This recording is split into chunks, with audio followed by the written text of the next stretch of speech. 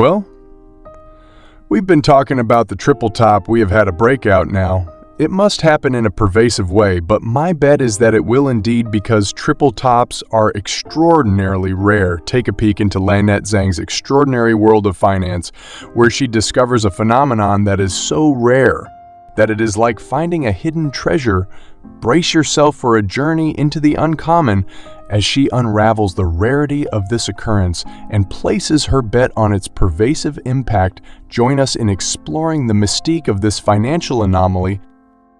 Now let's hear what Lynette Zhang has to say about her predictions, so I'm going to get right to it because I've been watching this bubble build as maybe many of you have in the private credit markets.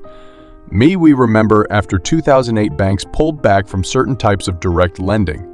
But just because they pull back from that does not mean that they're not lending to corporations or to companies that invest in private credit or that make up the private credit pool. In fact, many have been warning that there is a bubble forming in this area. Private credit market has roughly tripled in size just since 2015. That's significant. Of course, it has as the banks pull back in certain areas. Well, what you have is you have others that will step in, and in fact, now. You've got private credit is so popular with pensions and institutional investors. You may be attached to private credit and not even realize it. Private credit has become an increasingly sought-after funding tool for buyout firms, and banks have pulled back amid a spike in interest rates and a drop in investor risk appetite. Some banks are concerned about this shift as underwriting these types of loans and then selling them to other investors. We're going to be talking about both of that is a strong source of revenue for them.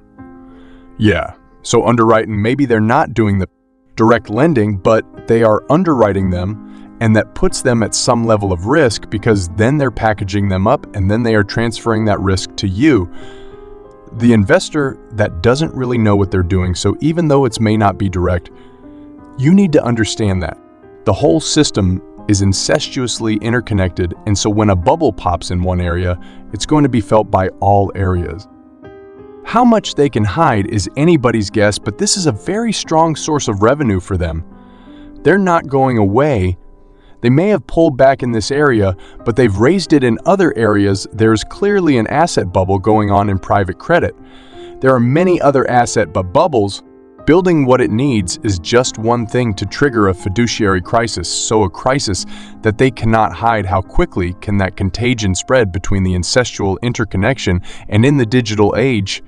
I fear we are about to find out because this is the growth global private credit debt assets. Under management, so we're talking about here is more debt to fund debt. You cannot fix a too much debt problem with even more debt, but they don't have any other solution for it. And once things get in place, then they are ready. They're off to the races, as we can see here. Now, what I want you to realize is that there's this black area is unused capital. So if an emergency crops up or an opportunity crops up, this is where they're going to pull cash from. But look at how much faster the debt, that blue area, and that's just the market value of the current portfolio again. All of this could be hiding a tremendous amount of risk. It's like the tip of an iceberg that we can't see until the ship has run ground.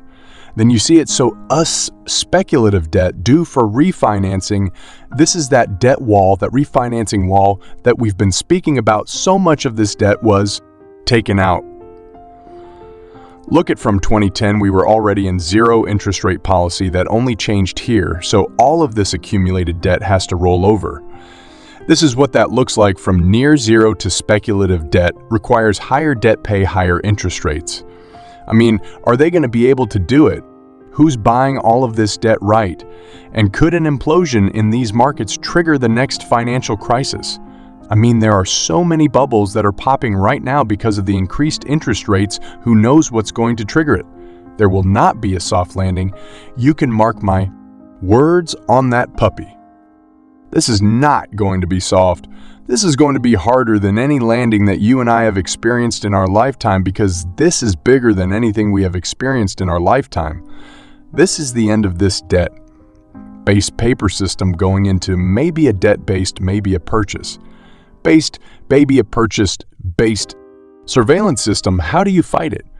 Yeah, get out of the system real money that has massive market, the most liquid asset that you can do because it's used in every sector of the global economy. Definitely an accident waiting to happen. I just can't tell you the exact moment, and in the meantime, what's happening with spot gold, which is just a contract? Well, we've been talking about the triple top.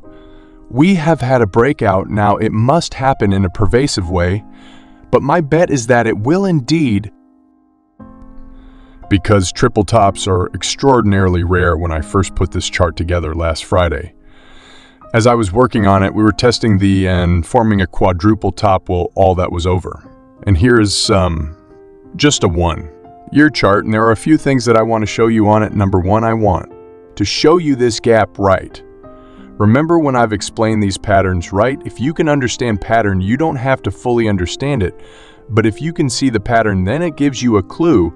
And what having a gap in a chart tells you is that at some point in the future, can't tell you when, but at some point in the future, so could be this week, could be next week.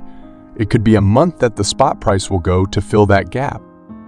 So when you see spot gold pull back and go down, that's all it's doing is filling that gap, the fact that it's had a massive breakout. I mean, the high on this was 15,230. Now that's where it was way up here. That's not where it was way up here. That's not where it closed, but it went up there. Hitches in that was breakout. It's like holding your hand on a spring, and when you remove your hand, the spring shoots in a direction when it happens to the upside, like with spot gold. You can see it, bam, shoots right up, okay? So I want to be crystal clear on where we are on spot gold, because even with this, it does not reflect the true fundamental value of an ounce of gold, which is more nuanced. This is just Wall Street's version. They can create as much gold as they want to paper gold. That does not nor ever will exist. But when you're looking at this, there's a finite amount, period, end of discussion. The physical only market broke out a long time ago, and the market that it only for the 1 centers is at all. Time highs all time. Highs this is not yet at all. Time highs this is not yet at all time.